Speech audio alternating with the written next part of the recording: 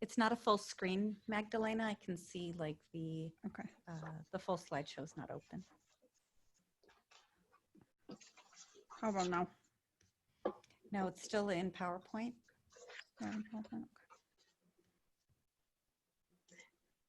You need to do the slideshow. There you go. Is that better? Yeah. Almost there. I think usually you have the slide that's up as the main part of the screen. Right now it's showing the current and the next slide with your notes. I think it's in presenter view. There we go. Mm-hmm. Okay, great. Wonderful. Okay.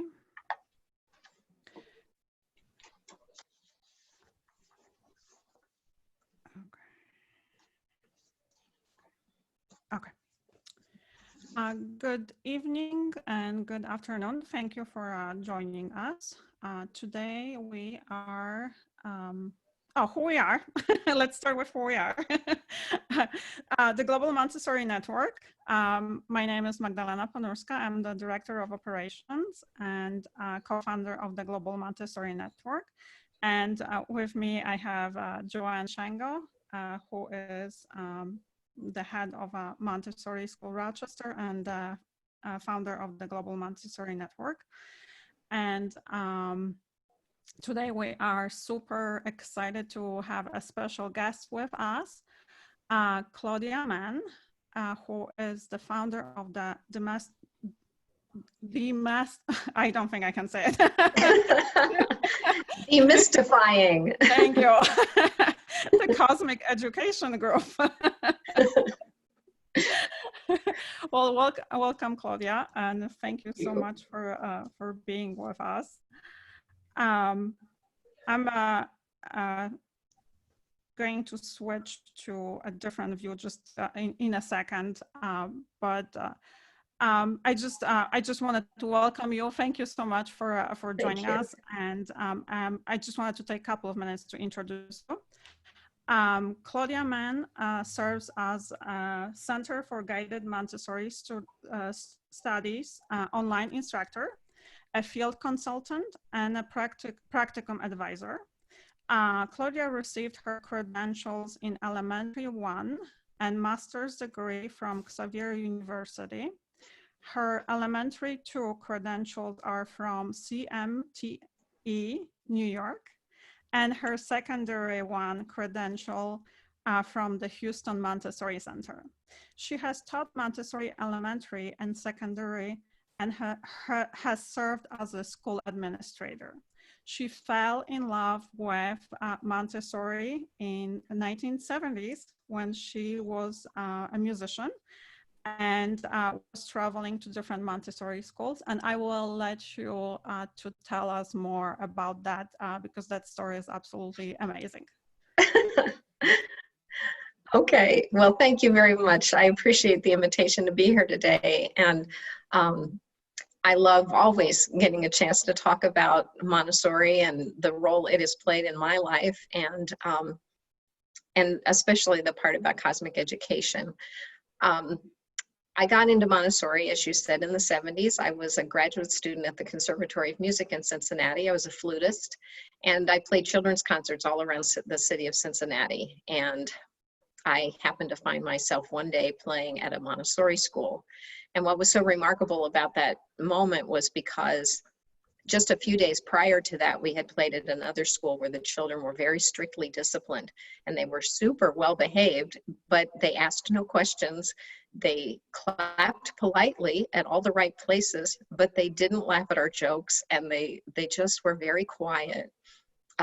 Contrasted by the Montessori children, where they were on the floor all around us, and I played the flute, and one little, I think it was a little girl, gently brought her hand up and put it right under my lips where I was playing so she could feel the air. And she was very respectful, didn't bother me at all. Just all of a sudden I saw this little hand coming up to feel the air. And the horn player said afterwards that one of the boys put his head in the bell to experience that too. So it was really just such a memorable moment. And 10 years later, when I had a couple of little children, that was where I sent them to school. And after a few years, I became the music teacher there. And I guess you'd say the rest is history. So I was there until 1995. And then I moved out west and taught in various places around the West, and eventually got a chance to start my own school with my husband. And we did that for almost 10 years. And then when we left, my husband had a heart attack, and we were living at 7,500 feet, and it was just, the air was too thin. So we had to leave, but our parents said, we don't want to lose this school. And they made a charter school modeled after the school that we started, and it's doubled in size and is still growing and going strong. So that was a wonderful, wonderful experience to see that happen. Because not only did we feel like we served the children of that town, the parents just really embraced what we were hoping for. So that was great. So that brings me up to the present. Now we live in California, and I'm no longer working in a school. I'm completely doing consultations and working with teachers and administrators, and making online courses and all kinds of things like that to try to spread the good word of Montessori. That's amazing, Claudia, and I really thank you for being here. You're very past from the way you were introduced to Montessori as first as a musician, and then a parent, and that movement into becoming a trained guide, and the continued education that you've received, and where you are today throughout your journey. I think the experience that you had, coupled with the education that really supports an in-depth understanding of Montessori, and for you in particular, cosmic education, really makes you a valuable resource for all of us Montessori guides and administrators out there that are still in the classrooms or in schools and doing the work. People like you help us strive for the authenticity that we all long to have for our students in our classrooms. So again, thank you very much for being here with us. Thank you. Thank you for having me. Thank you. Magdalene, I just want to share, I don't know how it is for our attendees or for Claudia, but as I see your screen, the only participant or panelist that I see is myself, which is fine. I can see you, and I can see Claudia. That's interesting. Okay. As long as others can, then that's okay. I just wanted to make Claudia, sure are you that... able to see yourself and me and Joanne? No, just one of you at a time. I think it might be in speaker view. Okay. Great, thank you. I will try to fix it. Okay. It's crazy that we all know all about Zoom these days. Oh, the amount of technology Montessori guides the world over now possess. You never would have imagined it, but Yes. It's been quite a few months that we've all been experiencing globally. I think in quite the united way in so many aspects, and it truly has brought us closer together, and it's one of the reasons why I founded the Global Montessori Network. And in doing so, I've been able to meet with so many amazing guides and presenters and educators such as yourself. And it really makes me even more eager to continue the work that I've been focusing on over the past couple of years in my own speaking engagements and working with guides in offering continuing education, is the idea of innovation in education and in Montessori schools. And I truly believe, as Montessori schools today, 100 years later, there is a need for innovation, and it is through that innovation where we're not staying static, and yet we, done correctly, I think there becomes a deeper understanding of the philosophy and method, and therefore moves us all closer to authenticity. Mm-hmm. So I'm going to start with a quote by Maria Montessori, and it's one of my favorite quotes. I personally, my long and varied past in Montessori actually started as a child. I was not in a Montessori school, and I was a struggling student, and it was not an indicator of my intelligence, but as a young child, I didn't know that.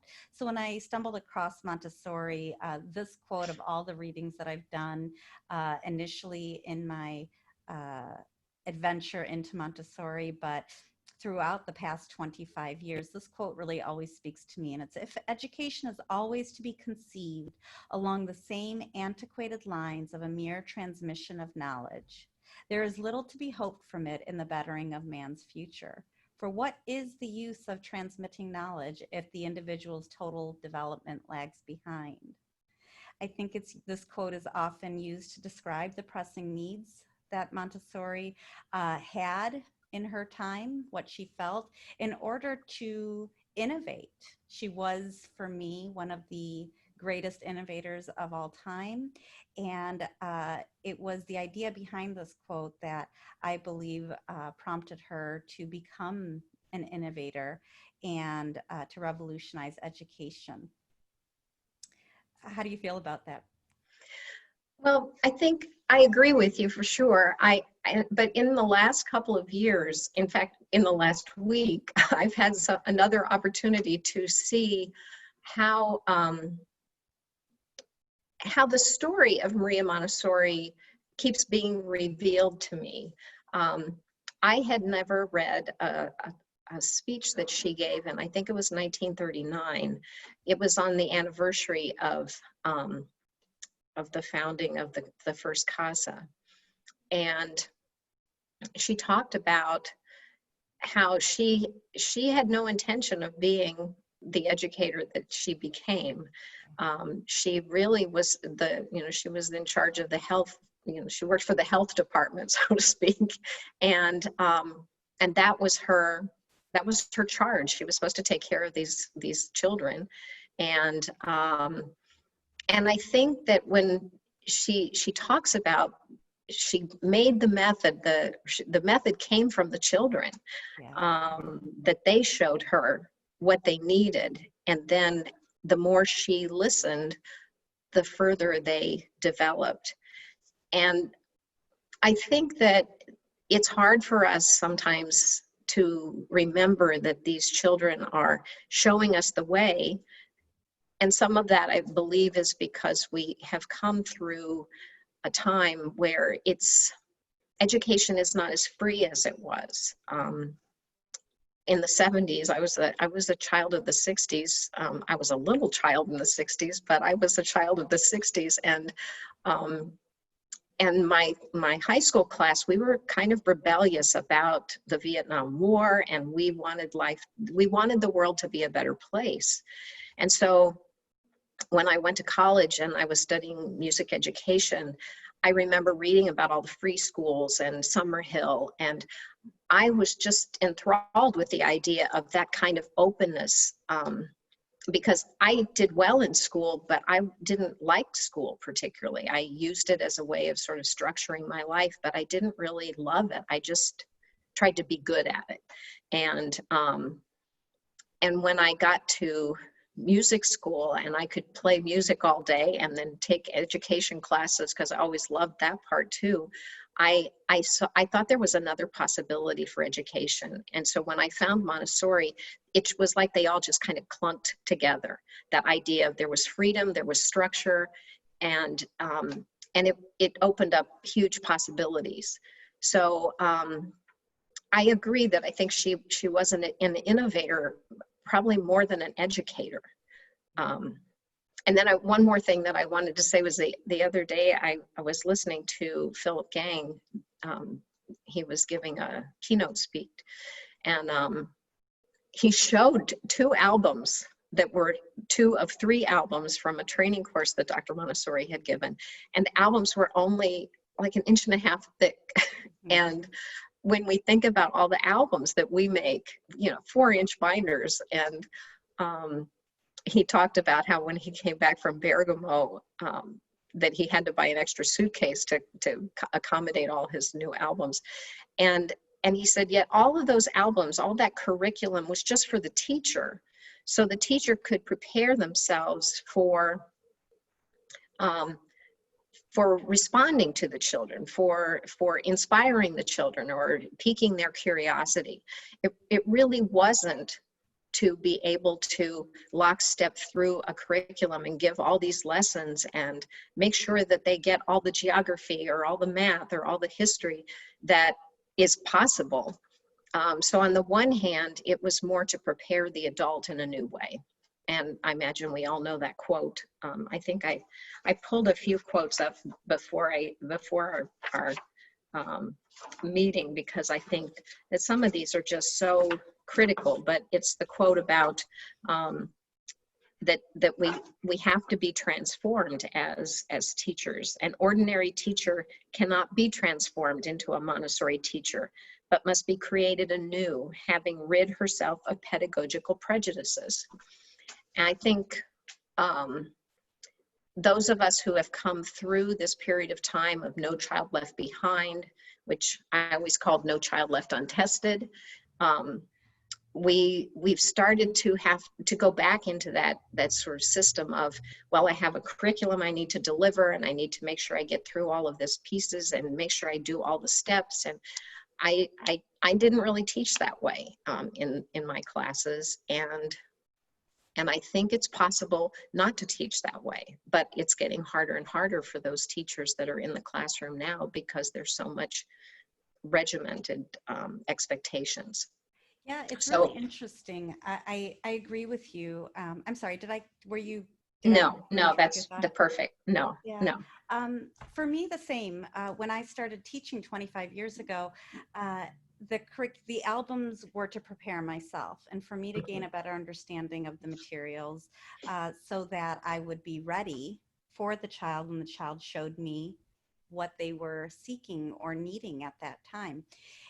And I had felt instinctively that the tool that I was given was observation, because as you said, Maria Montessori wasn't an educator.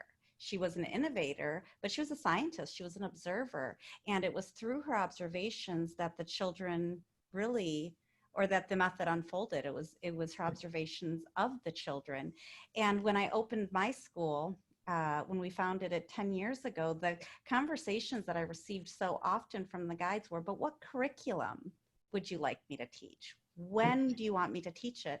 And I would like you to use the Montessori curriculum. And I felt strangely naive.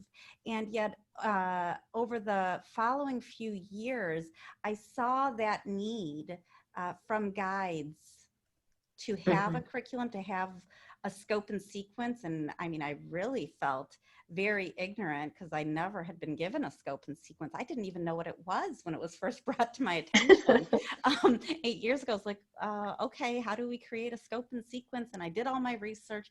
But as I gave it to him, I saw what I knew of as Montessori becoming confined upon itself a little bit.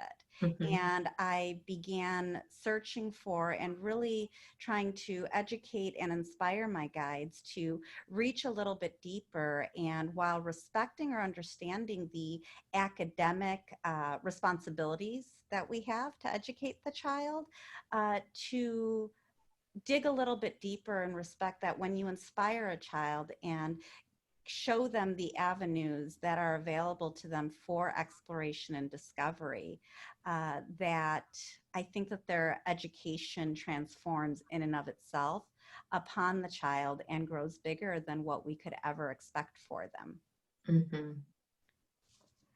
So I'm going to ask you, that was a great lead-in, I'm going to ask you really to tell us a little bit about cosmic education and your journey a little bit in cosmic education. Well, when I was in training at Xavier with my first courses, my trainer was Martha McDermott. Martha studied with the Claude and Francesca Claremont, so she's not too far removed from the Dottoressa herself.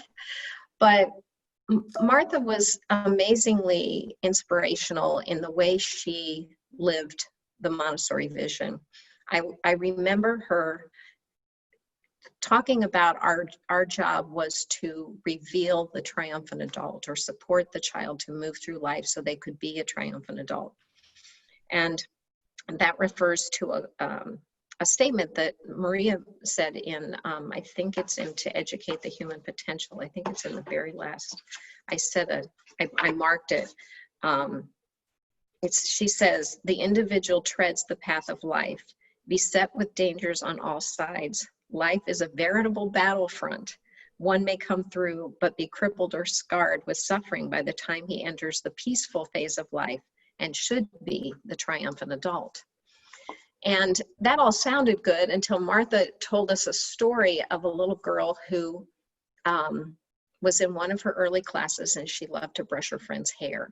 And as she got older, she kept doing her friend's hair. And as she kept going, she eventually became a hairdresser. And I'm sitting there thinking, okay, is that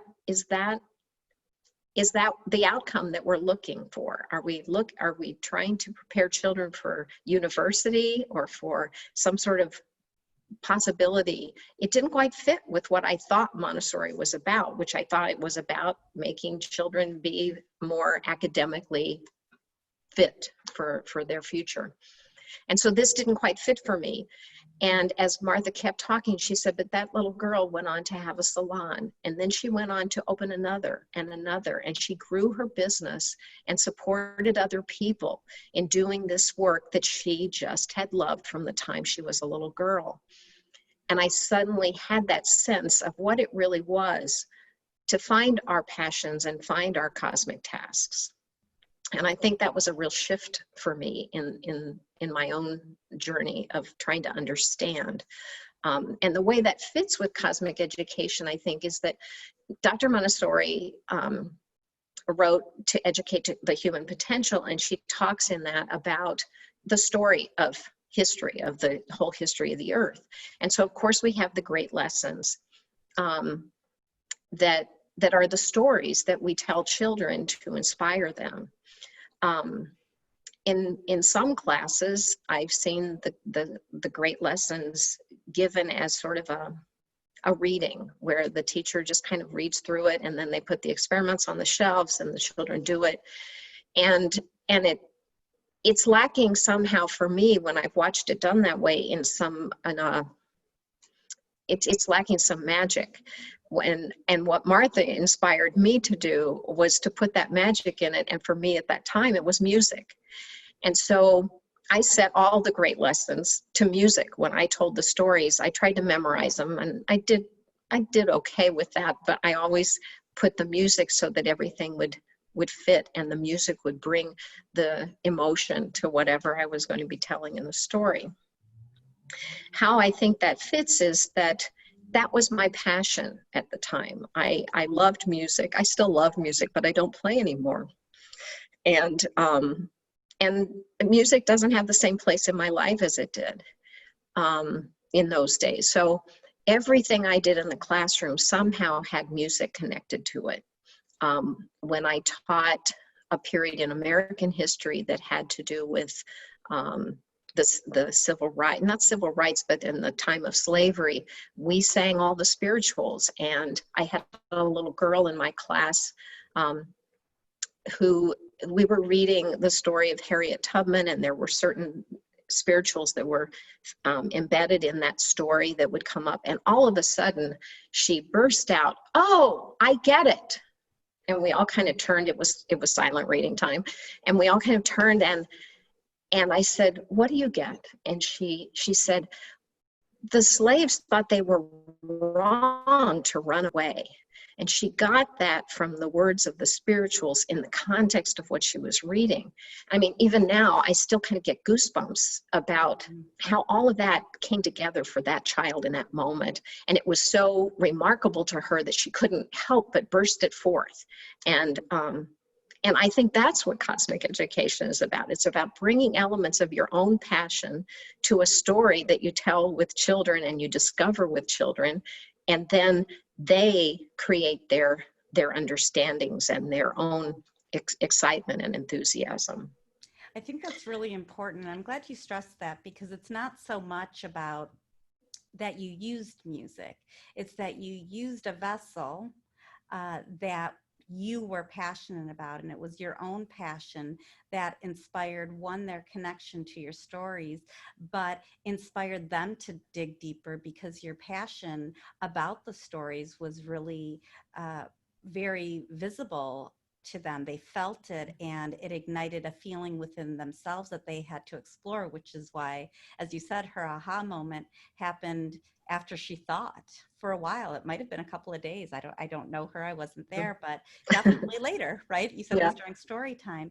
And it's that there's not one specific tool. The tool is sharing your passion, right? Mm-hmm.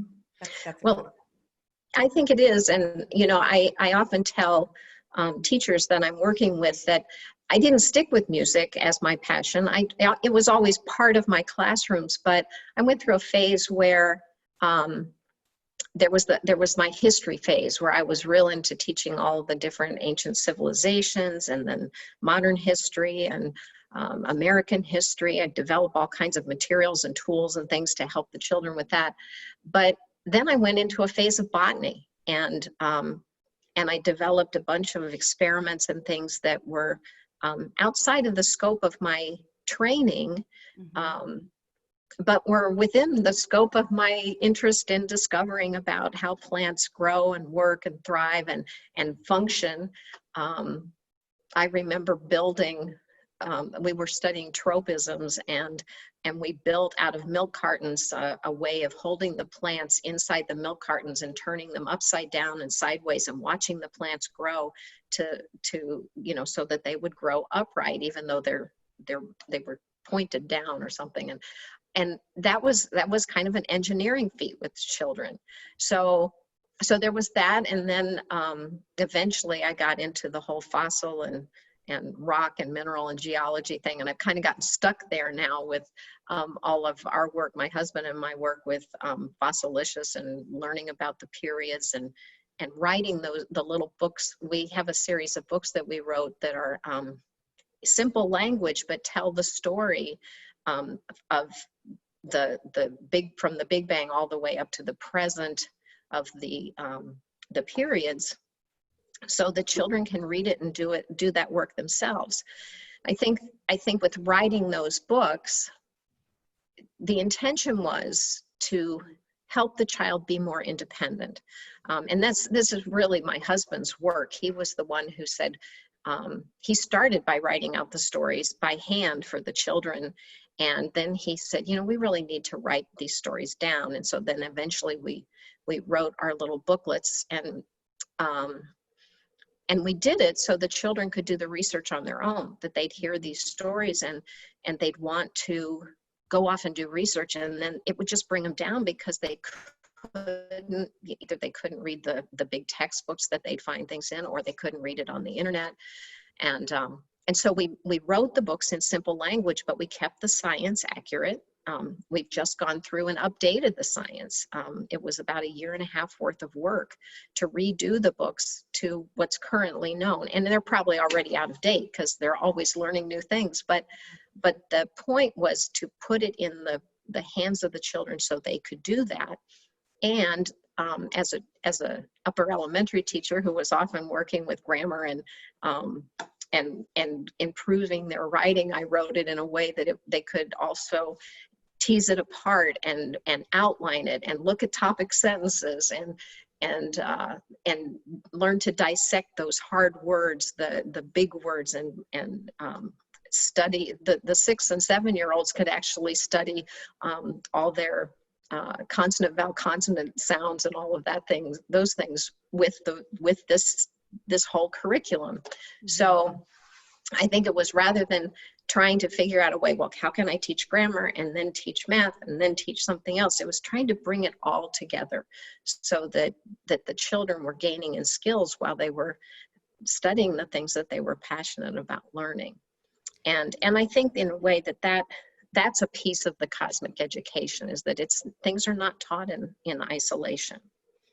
Is that where the innovation comes from, when you go beyond your album and beyond the lessons, the great lessons that we're prepared with, right? Does the innovation come by stepping away from the static approach to the albums in their linear form and finding or attributing your own passions and expanding the thoughts of the children? Or is there another way that you're using cosmic education as an innovative tool to create larger intersections for these children to learn? Well, it's probably a combination of both. I think my absolute favorite description of how Montessori viewed cosmic education is a paper that was written by Camilla Grazzini.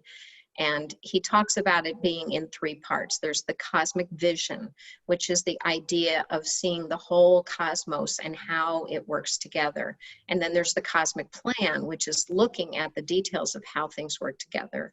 Then cosmic education is the method that we use to help children connect with the cosmic vision and cosmic plan so they can begin to find their own cosmic task. I love that vision of it. But Dr. Montessori said that sharing the cosmos with the children was, it was almost as if teaching would become easy, because 6-year-olds are so ripe and ready to take it all on and to embrace all of it. I mean, I always say that the 6 to 12-year-old works in superlatives. They want the biggest, the most, the first, the best, and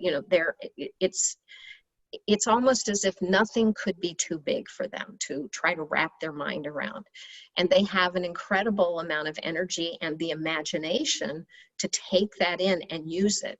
And so for us as teachers, I think the innovation comes where we spark them, and then we have to be able and ready to bring the math and bring the language and bring the writing and the reading together about the things they care about.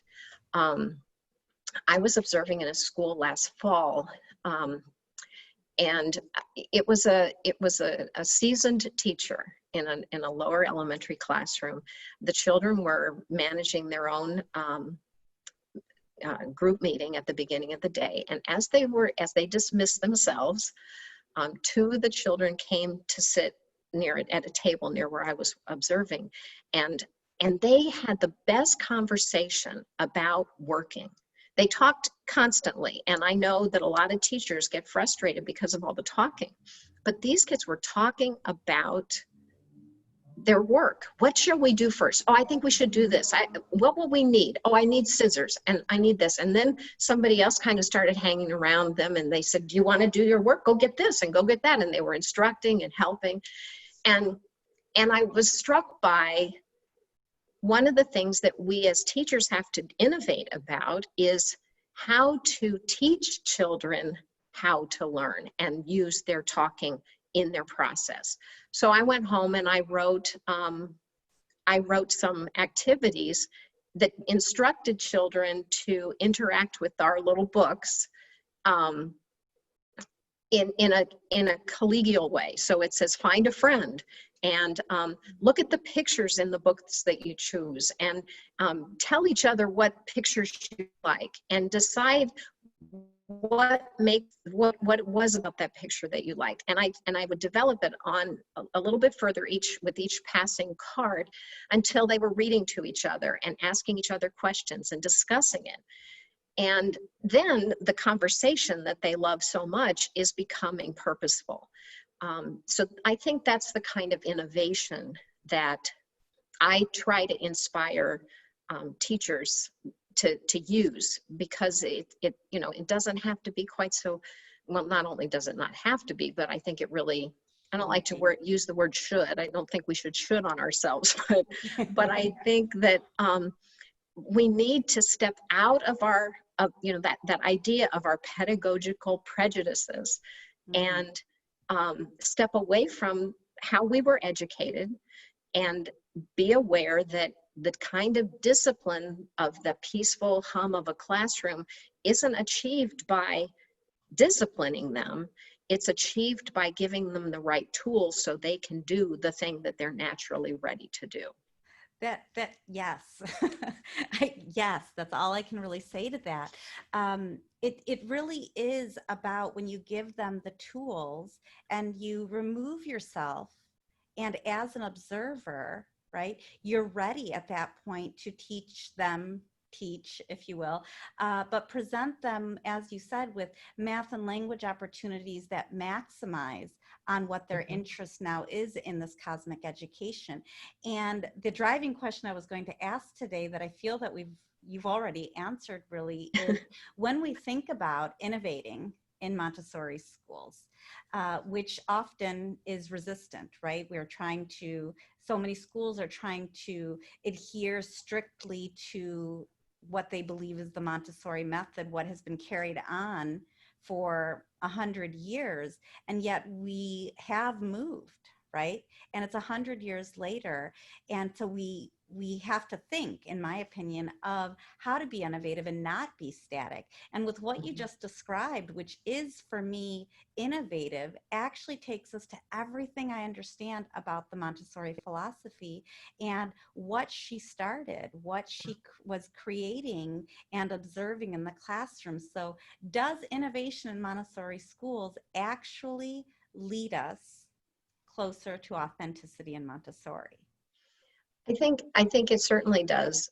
And I want to put a little bit of a caveat in, because we are living in the 21st century. We are living at a time where there's a lot of fear, I believe, in society as a whole about how free can we let these children be. So I often teach a course called Keys to Cosmic Education. And then there's a long thing that has to do with how to keep cosmic education at the heart of your classroom when you're being pressured to teach to the high stake tests. And that's a real thing. And so we can't forget about it. But one of the innovations, I guess I would say, is that I have this system that I used and then refined actually after I was out of the classroom, but have worked with teachers to use, where you first look at yourself and you look at your own passions, and then you look at the children and who they are developmentally. The next step being then to look at each child and say, how does this child fit into that developmental stage that they're in? And then after all of that self-reflection and reflection on the child and the reflection on the specific child, then you look at what are the expectations on this child. Mm-hmm. And then you have to consider the parents' expectations, the school system or the school building, the administrators, desire to have the children be successful so the parents will be happy so you have a school. What about the pressures on the child from their friends? And then what about the pressures that the child puts on themselves, those expectations? Sometimes they're pressures, sometimes they're just expectations. And I think then out of those expectations, you as the guide knows, okay, this is what I'm responsible for helping kind of keep this child in the river so that they flow down and they accomplish the things that need to be accomplished so they feel good about themselves, they feel confident in their ability to grow and develop and even to meet expectations. And then you have to trust that the child is going to be able to do that if you're always staying vigilant and observing and continuing moving them on the path. I know our time, I wanted to tell a little story. Sure. I had a little boy who came to us in our school the first year. He didn't start with us at the beginning, and my sense was that his parents were not quite sure about this Montessori thing and who are these new people coming to town to do this thing called Montessori. But around March, we got a call from the family and they said, we would like to bring our son. He is so upset that he's refusing to go to school. He had been identified as a child with a delay in his reading, and he was being pulled out to go to special classes to help him with that. Mhm. And it was probably appropriate. I mean, he did have trouble with Yeah. those kinds of things. But that poor little guy, the first day he was in our class, he was trying to have snack and he dropped the plate and broke it and burst into tears. And that was the level of stress that little guy was dealing with. Mhm. So for the rest of that year and all the next year, my husband and I just watched, and we'd give him lessons and he'd get all excited about lots of things. But what he loved most was animals. So he would talk about animals and he'd lay on his tummy with his best friend and look at pictures of animals. So anyway, eventually as time went on, he did projects and learned different things that, that he was able to do. And he was well read, but always through listening. He listened to lots and lots of books. When he was in the 3rd grade, we had a program where the Rotary Club brought dictionaries. And when it was his turn, I mean, when they walked in with those dictionaries, his face was like, I've been waiting for this day. I mean, literally, those were his words. I've been waiting for this day for years. His mother said that he took that dictionary home and read it every night for weeks. So, and this was a child who struggled to read, but that was so important to him. When he got to the 6th grade, he did a year-long research project, and a portion of that project was to find some way to make your level of interest not just a research project, but also a way that you would connect it to the community, and that you could find a way to give back or learn about how we might give back. So this little boy was a hunter, and he had the idea that what he wanted to do was figure out what to do about the deer population in our little town. And it was a small town, 5,000 people. The deer ran free in the city. And he had the idea about culling the herd. And he followed through he talked with the wildlife people and got a special permit to be able to hunt on a ranch that was closer into town. He had to talk to the rancher to get the permission. He went to the city council to see if that meat that he had taken could be given to the soup kitchen where the kids helped out each week. And he even went so far as to talk to the health department, who turned him down, and try to get the law changed. Now, this was a child who still struggled to read, but was absolutely driven about his passion and passionate about being a member of the community. And now he just graduated from high school, and I understand. I haven't spoken to his mom, but I've spoken to other friends about where all the kids are going that graduated this year, and he's going off to school to study engineering. So, and I think they said with a pretty nice scholarship at that. So, here was this little boy who was so shut down when he was 6 or 7. And yet, through letting him follow his own passions, I feel like he completely valorized himself and found a way to get to his passions. I think that's what the potential is of Authentic Montessori. And if we had kept him in a place where he had to meet deadlines and expectations in a certain way, and I know that child in particular would have just become neurotic. He would have been a mess inside. And I often feel like he just blossomed. The more freedoms he had, the more he blossomed. That was the idea you said at the very beginning, or near the beginning of the conversation. We're not just teaching them the fundamentals, right? We're helping them learn how to learn, right? Mm-hmm. And that is how we're going to affect change in our children, and to affect change in all of our students. And in Montessori, I think that we have to really embrace this idea of innovation, of putting from yourself, mm-hmm. and trusting in the child, and then trusting in your tools of observation, which is for me critical. And Mhm. if you don't have that tool, you need to step back out for a little while and really cultivate it, go into and observe in other classrooms and see what it really, really means to Mhm. almost disappear as the adult. But then to have the tools to track, if you will, all of the goals and expectations of schools, of districts, of academic Absolutely. capabilities, while keeping at the center the idea of inspiring the children. If we can trust, and in our school, we did this by really shifting our focus, and we're a very authentic Montessori school, but we really talked about projects, and not projects as in the culmination of a study, but the Mhm. project is the study, you know, through, it's Mhm. called project-based learning. And we don't Mhm. do it exactly the way project-based learning is, because we're not a project-based learning school, we're a Montessori school, but it fits really, really well. And what we Mhm. found is everything in the environment transformed itself. The Mhm. disciplinary, you know, role, the Mhm. role of discipline in the classroom disappeared because it really became the children. They really and truly owned their Yes, classroom.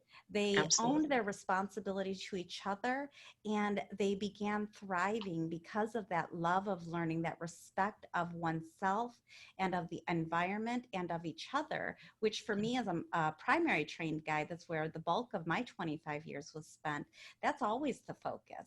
And to Mhm. watch it replicate itself when the the the focus of the learning and exploration, when the environment is truly the child's, with the parameters that we give them as they develop and form their community, then you really watch the most amazing transformations occur, which for me resembles most closely the authentic Montessori that we knew and read about from 100 years ago.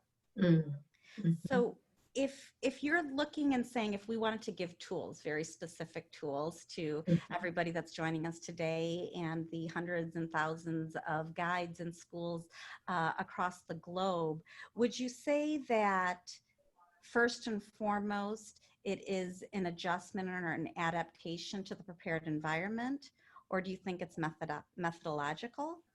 Or is it strictly the role of the guide, how she perceives herself and or himself, and disappears and is present when the children need us? Well, Mhm. if you were to put it between the three or all? Mm. Well, I think, we have our triangle, the child, the teacher, and the environment. I don't think we can ever make that a silo, like it's more this one than that one, or that one Mhm. than this one.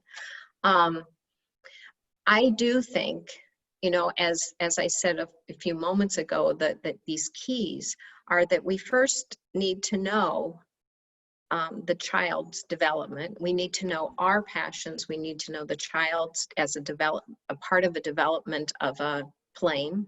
We need to know each child. So that all comes through observation.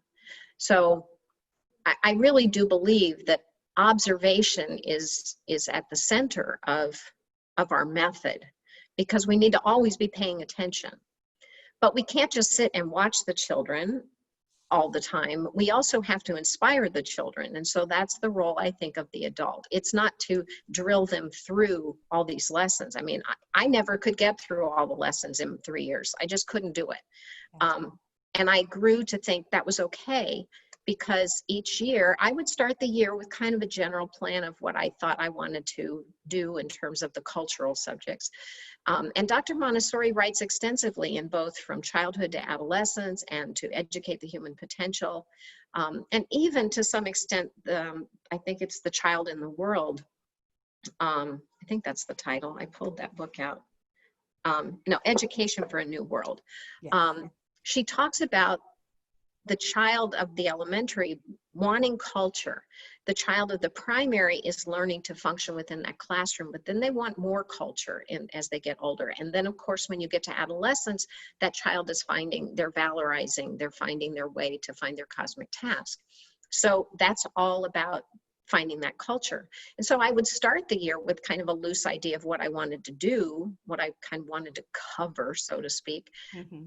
But then I'd watch what the kids did and just try to keep them in the river, and so I think the environment that I prepared was set up in such a way that it would inspire them. Like, why'd she put that out today? Or why is that's different? Wait a minute, why is this changing? And then of course, as I went through my career, I would make things and add things and bring in rocks to look at or fossils to look at. And that always would inspire some sort of little group lesson. And sometimes there'd be hangers on, but it wasn't that I decided, okay, we're going to walk through in a lockstep. And at the same time, I think you have to have some sort of a tool.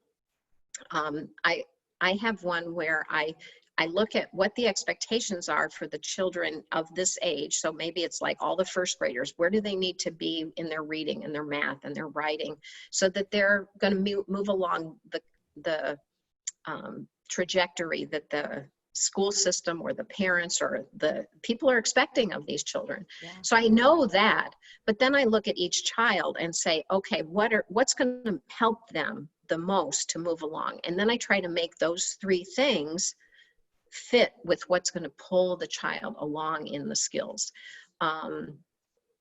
I think that what happens then is, like with math, they begin to see math as a tool itself for understanding whatever they're studying in some way more deeply. It becomes applied, right? When Right. the learning is applied, when there's a use for it, Mhm. they're more engaged in it. What happens, it's like baking. Again, most of my experience is primary. That's where I would say I have the most expertise. I've loved my years in elementary as a mentor and support for my guiding team members. But I had a student, and he was not where you would expect him to be academically in math or in reading, Mhm. but he was really cultivating himself. And he had a twin, and she, of course, Mhm. was reading well, and she was always doing math Right. and give me more, give me more. And Mhm. he was our caretaker. He was the practical life child. And one day, every day he baked for us. Every day he was our baker. He made the best muffins. They were always a different flavor.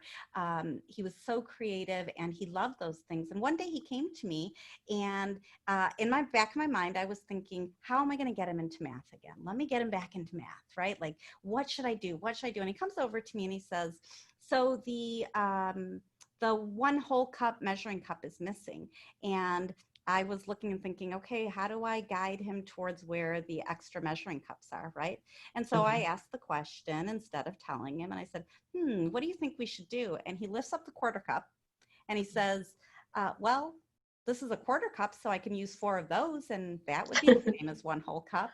And I was like, your math You is got it. developing. I do Yeah. have to trust it and figure Mhm. out with my checklist that I have as a tool separate for myself to track my students and understand where they're at.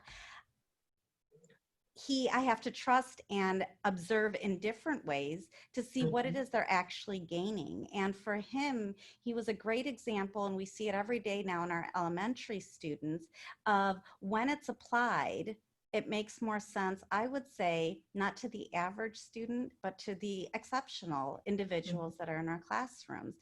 And I think that applies for everybody. Some students will learn very well if you teach it to them in a very pragmatic, direct sense. But all children are going to explode in their learning, their journey for learning. It sounds like Elmo, but their journey for learning when it's applied, when it's work-based, when they are finding the information because they have an interest. We have a responsibility to plant those seeds, but we Mhm. also have a greater responsibility to step back and see where they go with it and figure out what our next steps are to keep them moving on their journey.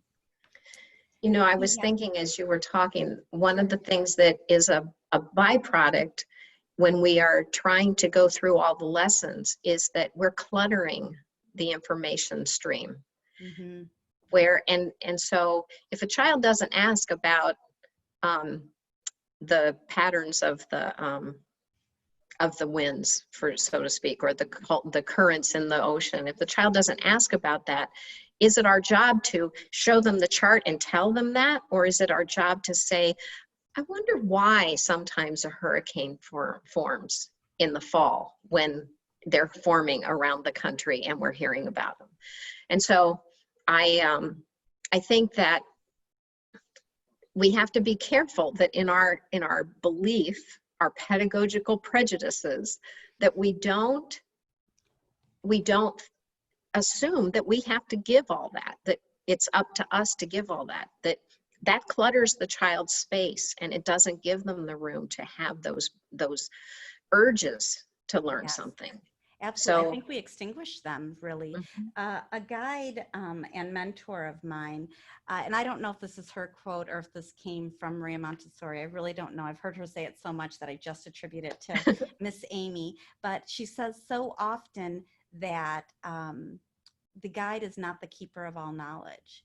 And we really have to be humble and embrace that. And remember, we not only do we not have to know all the answers, we really have to train ourselves to restrain ourselves from giving them the answers. As I said with the little boy, right? I was trying to think, how will I guide him to where the other measuring cups are?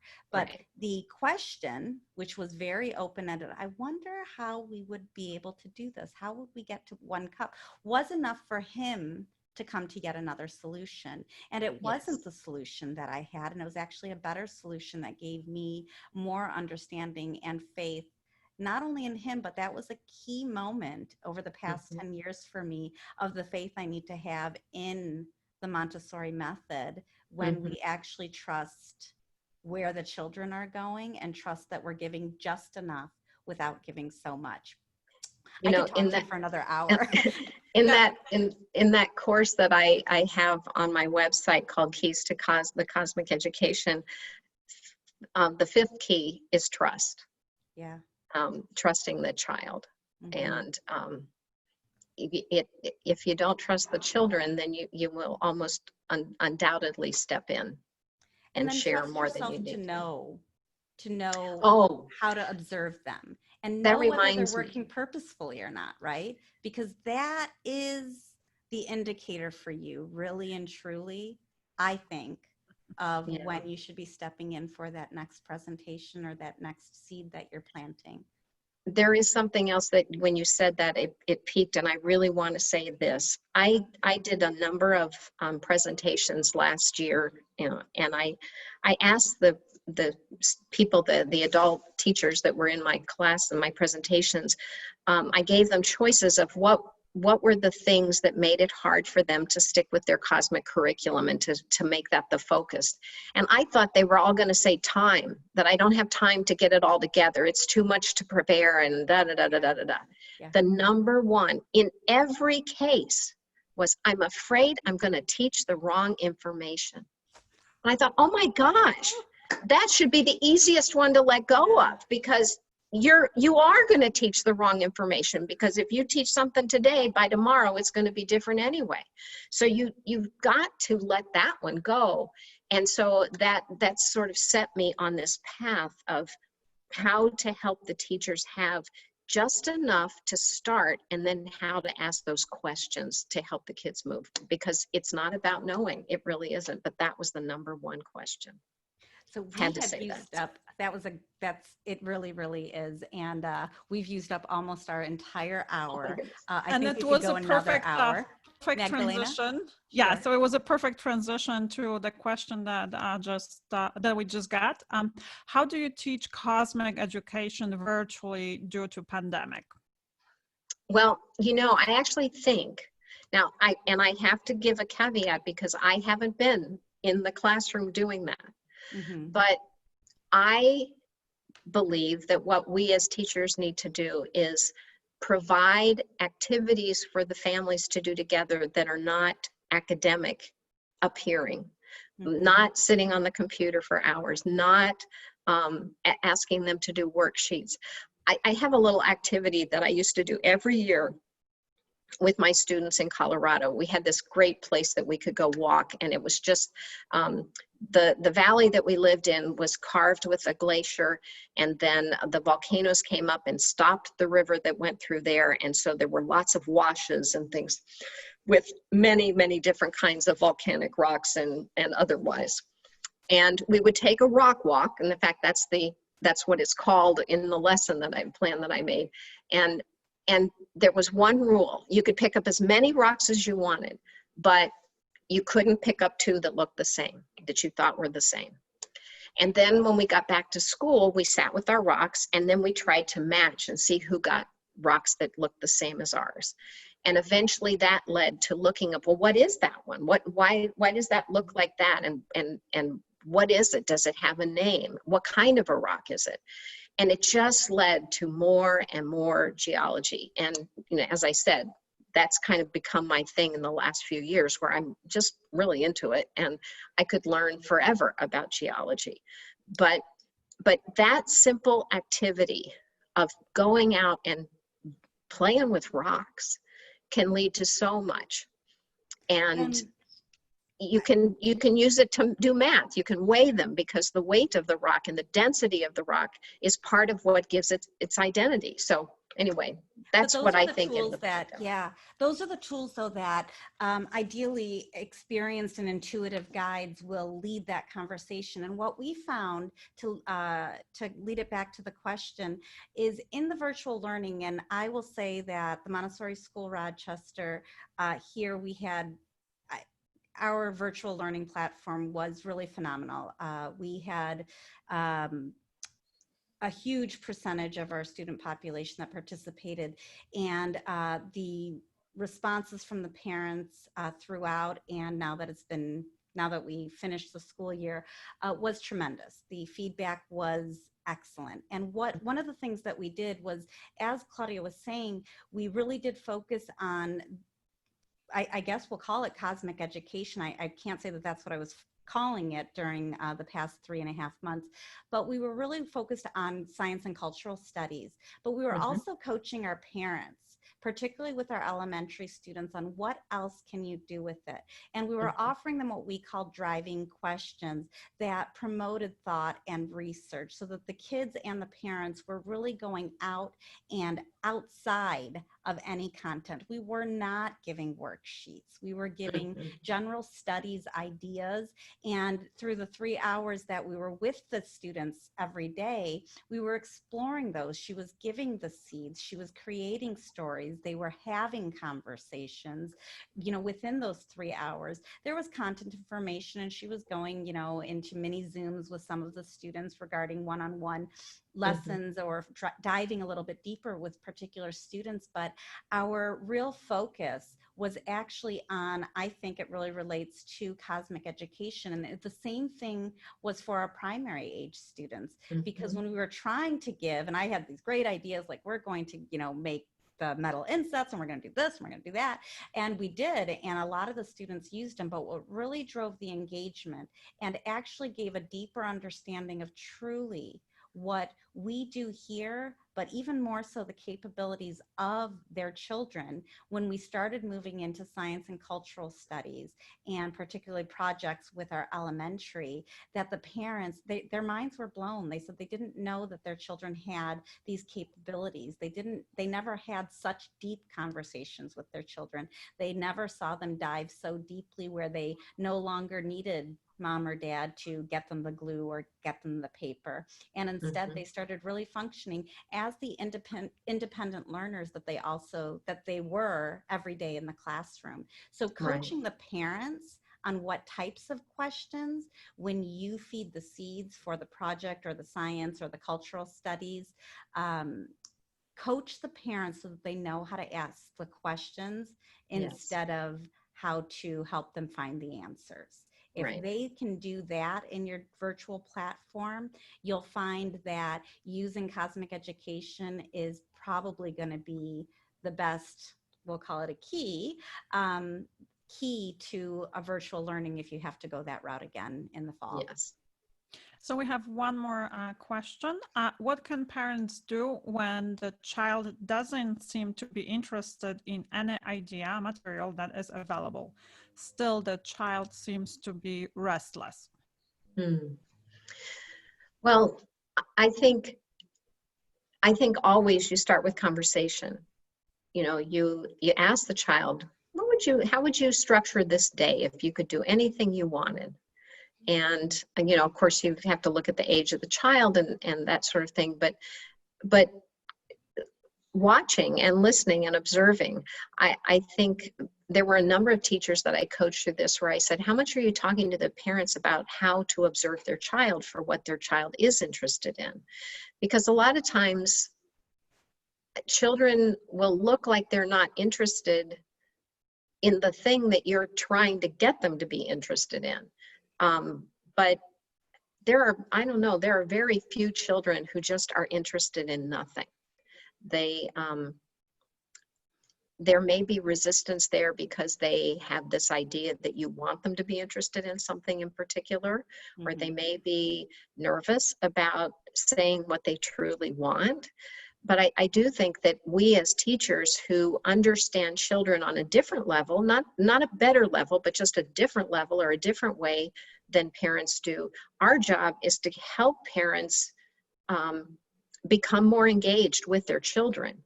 And then I think that that relationship will help parents find those things that their child is interested in. And it's likely not going to be, you know, doing math problems or reading little words. It's likely going to be something that seems way out of the child's ability. But if you hang in there with them and you kind of just keep watching and allowing, you may be really surprised at what that child will show you they're interested in. Yeah, you're really, it goes back to coaching the parents. You're really coaching many Montessorians and these parents. And one of the things I said today to one of my guides during, we're in summer camp now and we're on campus, which has really been fabulous. But she was just asking about, she said some of the upper L students were a little bit disengaged, and she's usually a primary guide, but she really wanted to do the elementary camp, and she's phenomenal at it. But she said, I'm finding that they're not engaged in the presentation. And the advice I gave her is, I think, advice that you can give to your parents on how to create the driving questions with their children. But I said, rather than giving them lessons or presentations, engage in conversation. And if the children are part of the conversation, then the lesson you are aiming for is going to unfold, and it's going to unfold in a greater way because they are part of it. You're leading the conversation, but they're part of the discussion and the solution. And they're working it out. So you could say, we're going to make a fairy garden and we're going to decorate this tree and blah, blah, blah. And many of the kids are going to be like, okay, so it's craft time, right? Versus we'd like to make a fairy garden. What do you think that might look like? I wonder where fairy gardens live in the world, right? And get them part of the conversation. And some of them are going to start researching, and others are going to come up with ideas, and they're going to create presentations for the other children, so that now we're not just making the one decoration for the tree, but we might find that there's a bunch of decorations that we can make. And they also might find that some of their ideas don't work. And that's okay, because they're going to keep working towards that solution. So when a parent is going past the content, past what the product is meant to be, and instead engages the children in the conversation, they're going to be learning, and they're going to be part of the learning process. And therefore it's their ownership. When they own it, they're never bored. They might get frustrated, but they're never bored. Absolutely. Fantastic. Thank you so much for the questions. Thank you, Joanne and Claudia, for incredible session. The feedback we've been getting throughout as you guys were conversing is that everyone is delighted, and they could listen to you for another hour. So I'm hearing their request for another session, but we can talk about it offline. Okay. I'm being respectful of our friends from other continents. We had some people from India, which is so exciting to see people from different countries and continents. We'll definitely see what else we can make it in terms of bringing you back, Claudia. Oh, But thank